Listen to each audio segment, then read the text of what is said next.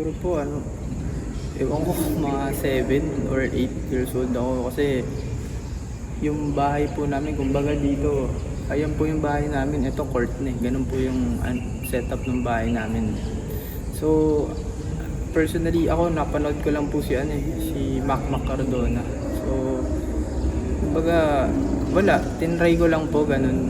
And feeling ko po at God-given talent po yung soft touch ko. So, through repetition, so naulit din, and syempre pinapractice namin ng dad ko. So para sa akin naging instinct and muscle memory na lang siya as time goes by, years goes by, na kumbaga may mga time na hindi mo na alam yun na yung tira mo lagi, 'di ba? Kahit naman kasi yung teardrop kontra tempo eh, so hindi naman ako athletic eh. Hindi ako katulad ng iba na re-reverse or kung ano man yung mga gustong gawin sa ere. Para sa akin 2 points. Basta makashoot, basta maayos yung magawa ko para sa team and para sa sarili ko, okay na ako dun. Opo, tsaka ang sa akin po kasi, minsan nagtataka ako yung iba nahihirapan eh. Pero sa akin parang feeling ko, andali po. Parang may mga times na may mga nakakasabay akong skills, hirap sila mag-floater eh. Mga ganun. More on drive sila, layup talaga. Kumbaga, iaano talaga nila sa ring, layup talaga, left and right. Pero ako, once na nakita ko na tong mid-range area, pwede ko nang i-teardrop. May pull-up din syempre, pero more on instinct ko po, floater talaga. So, parang hindi ko na iniisip masyado kung ano yung dapat kong gawin when it comes dito. Kasi may mga different variations naman yung floaters eh.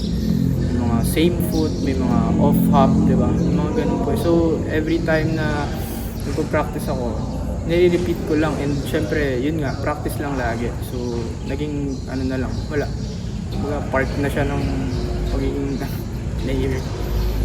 Opo naman, kasi tayong mga Filipino, hindi naman lahat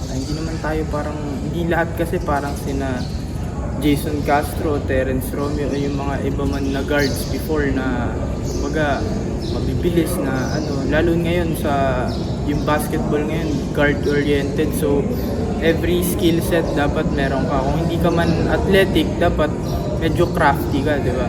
Kung hindi ka man ganun ka crafty, athletic ka na, 'di ba? Kung ano man yung niche mo, kung ano man yung kumbaga kung ano yung skills na meron ka, kung ano yung weakness mo rin, ma-improve mo rin. So para sa akin, yung teardrop in every level, hindi siya pwedeng mawala. Kahit man bata ka, kasi may mga times na bata ka pa lang. Ako nakikita ko yung mga bata ngayon, teardrop, ganun, o kaya 3 points, kasi nga yung evolution ng game nandun na rin eh. So eventually marami na rin gagawa nun, feeling ko, kasi napapanood ko rin sa NBA ngayon, sina LaMelo Ball or kaya sina Wembanyama, minsan parang nag-1 foot na floater or 3-point shot sa So yung basketball talaga ngayon, hindi mo na masabi kung ano yung kailangan mong gawin dahil may mga napapausong mga shots or offense na nag-e-evolve talaga.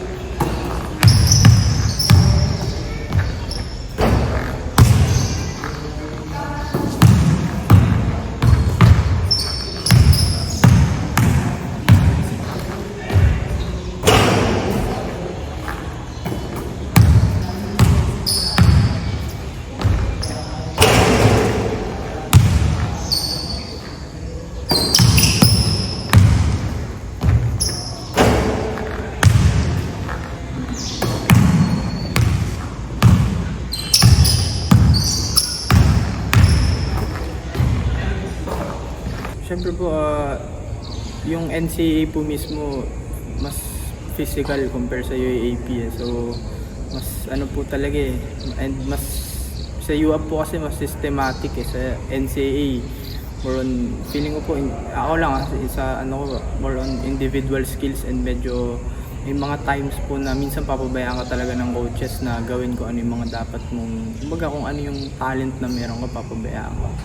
So sa akin po, ang natutunan ko po sa team namin last season is being resilient, no?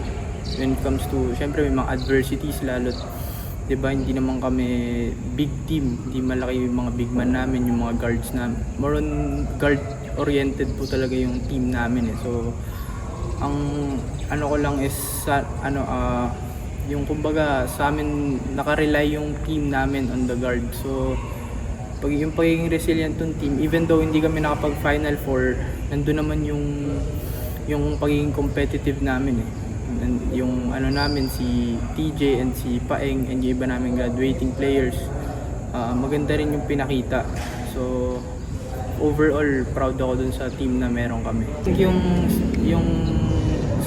team namin ngayon is mas okay kasi may mga bigs na rin kami katulad nun na Ashon Andrews. So may mga ano rin kami na residency na hindi man ganoon ka ano yung pangalan katunog, pero feeling ko mga underrated sila eh. So para sa akin mas maganda ipapakita namin, and syempre kailangan namin sundin yung system ng coach na meron kami ni Coach Arvin Bonleon. And